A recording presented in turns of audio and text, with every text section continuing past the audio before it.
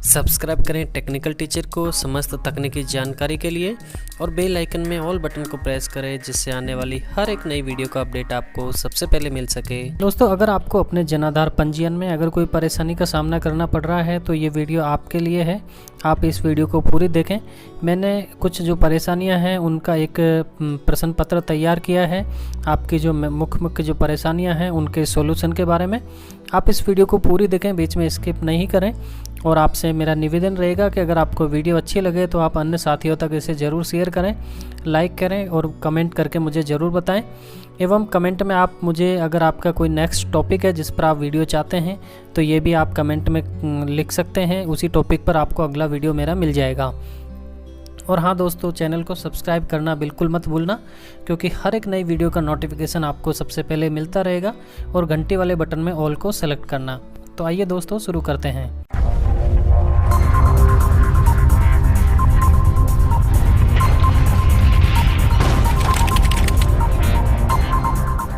दोस्तों, सबसे पहले आपका जो सवाल है वो ये रहेगा कि जन आधार कार्ड पंजीयन में मुखिया कौन होगा। अगर कोई एम्प्लॉय अनमेरिड है और वो मेल या फीमेल है तो उसकी स्थिति में उसका पंजीयन संभव होगा या नहीं। तो उसका मेरा जवाब ये रहेगा, अगर कोई एम्प्लॉय है वो राज्यकर्मी है और उसके परिवार में अन्य सदस्य भी हैं और वो अपना अलग से पंजीयन करवाना चाहता है और उनका जन आधार कार्ड नहीं बना हुआ है तो वो अपना अलग से जन आधार कार्ड बनवा सकता है। अगर कोई अविवाहित जेंट्स है तो उसकी एज 21 साल होनी चाहिए। अगर कोई अविवाहित लड़की है तो उसकी एज 18 साल होनी चाहिए मुखिया बनने की योग्यता रखने के लिए। इसके अलावा अगर किसी फैमिली में वो पहले से ऐड है और उस फैमिली का जन आधार कार्ड पूर्व में बना हुआ है और वो अनमेरिड है तो उसे क्या करना है। दोस्तों, इस पॉइंट पर आप विशेष रूप से ध्यान देवें। अगर उस अनमेरिड एम्प्लॉय के साथ में उसके भाई बहन भी उस जन आधार कार्ड में जुड़े हुए हैं जिसमें उनके माता पिता हैं तो उसके लिए बेहतर होगा कि वो अपने नाम को अलग से ट्रांसफ़र करवाए। ट्रांसफ़र से तात्पर्य है कि ई मित्र पर जाना है और ई मित्र पर जाने के बाद में उनकी जो फैमिली है वो स्प्लिट होगी, 2 खंडों में बटेगी और उस एम्प्लॉय का अलग से जन आधार कार्ड इश्यू होगा। क्योंकि अगर उस जन आधार कार्ड से वो रजिस्ट्रेशन करते हैं RGHS पे तो उसमें उसके जो भाई बहन हैं वो लाभार्थी नहीं होंगे। उसके माता पिता लाभार्थी हो सकते हैं बशर्ते वो उसके ऊपर आश्रित हों और उनकी मंथली कमाई 6,000 रुपये से कम हो, लेकिन फैमिली में भाई बहन शामिल नहीं होंगे। इस बात का विशेष रूप से आपको ध्यान रखना है। दोस्तों, नेक्स्ट जो सवाल जो मैंने नोट डाउन किया है वह जन आधार एनरोलमेंट कैसे होगा एवं क्या आवश्यक है। जन आधार एनरोलमेंट आप अपने मोबाइल की सहायता से कर सकते हैं। उसके लिए आपको प्रत्येक सदस्य का आधार कार्ड, मुखिया की बैंक पासबुक की फ़ोटोकॉपी और प्रत्येक सदस्य की जो फ़ोटो है वो आपको आवश्यक होगी। इसके अलावा अगर राज्यकर्मी हैं तो उसे अपना आय का प्रमाण पत्र देना होगा। उसमें GA 55 की PDF कॉपी भी हो सकती है और प्रपत्र 16 भी हो सकता है। इसके अलावा रेड स्टार लगे हुए जो आपको कॉलम है उनकी पूर्ति आपको करनी है।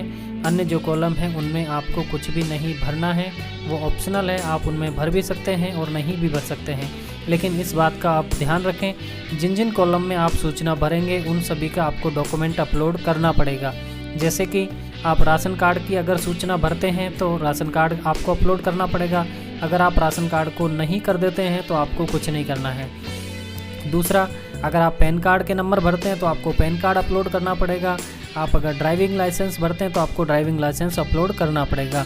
इस बात का आप ध्यान रखें कि आपके जो डॉक्यूमेंट्स आपके पास उपलब्ध हैं, जो PDF आप अपलोड कर सकते हैं, उन्हीं की आप डिटेल उसमें सबमिट करें। और बिना राशन कार्ड के भी आपका पंजीयन हो जाएगा। उसमें आपको राशन कार्ड के स्थान में नो करना है।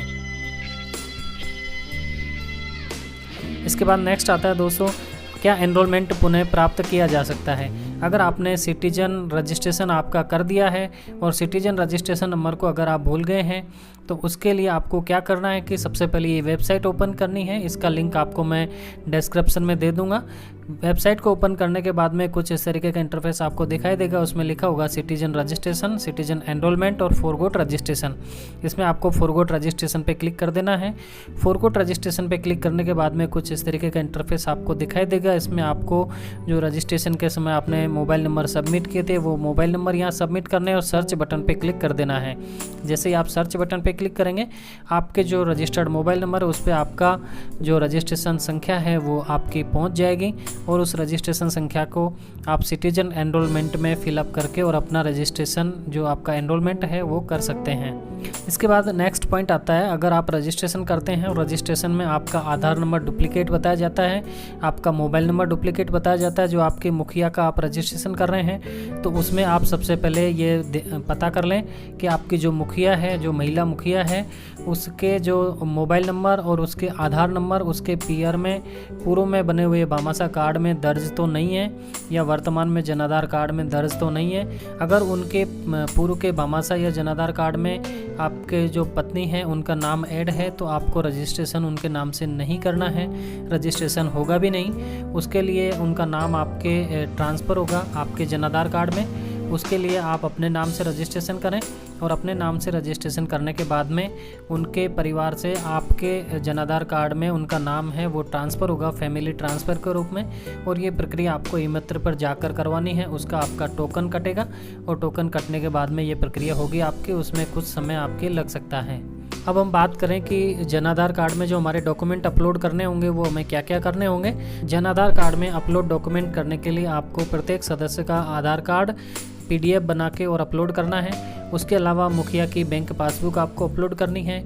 इसके अलावा अगर राज्यकर्मी है परिवार का कोई सदस्य तो उसका आय का प्रमाण पत्र मांगा जाएगा, वो आपको GA55 पे मैनेजर से डाउनलोड कर लेना है PDF फाइल में, या फिर प्रपत्र 16 की आपको PDF बना के और वो अपलोड करना है।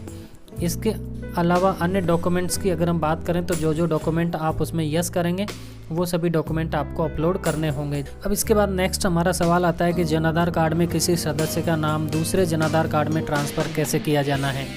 इससे तात्पर्य है कि अगर आपके किसी मेंबर का नाम दूसरे जनाधार कार्ड में है तो उनका नाम ट्रांसफ़र कैसे किया जाना है।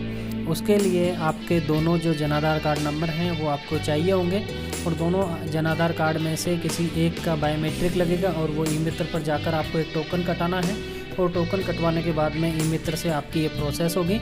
उसमें आपको 15 से 20 दिन का समय लग सकता है, इस बात का आप ध्यान रखें। इसके बाद नेक्स्ट आ जाता है कि जनाधार में परिवार से तात्पर्य क्या है और परिवार में कौन कौन सदस्य हो सकते हैं। इसमें दोस्तों परिवार से तात्पर्य है कि पति पत्नी और उनके अविवाहित बच्चे और उनके ऊपर आश्रित माता पिता। इससे तात्पर्य ये है कि दोस्तों अगर आप गवर्नमेंट एम्प्लॉय हैं तो आपके अविवाहित बच्चे, आपकी पत्नी और अगर आपके माता पिता आपके ऊपर आश्रित हैं और उनको आपने अपने जनाधार कार्ड में जोड़ा हुआ है तो वो आपके परिवार के सदस्य होंगे। मेरा सीधा कहने का तात्पर्य है कि आपके भाई बहन आपके परिवार के सदस्य नहीं होंगे, वो आपके RGHS योजना के लाभार्थी नहीं हो सकते। इसलिए आप इस बात का ध्यान रखें कि अगर आपकी संयुक्त फैमिली है, जॉइंट फैमिली है जिसमें आपका नाम जुड़ा हुआ है जनाधार में और आपके भाई बहन, आपके माता पिता, आपकी पत्नी सब उसी में जुड़े हुए हैं, तो आप उसमें से अपनी पत्नी, अपने बच्चे और आपका जो नाम है उसका फैमिली स्प्लिट करवा लें ई-मित्र पर जाकर। उसका आपको कुछ चार्ज देना पड़ सकता है और उसकी सहायता से आपका अलग से जनाधार कार्ड बन जाएगा। इसके बाद नेक्स्ट आता है कि जनाधार कार्ड में बच्चों की जानकारी हमें क्या क्या भरनी है।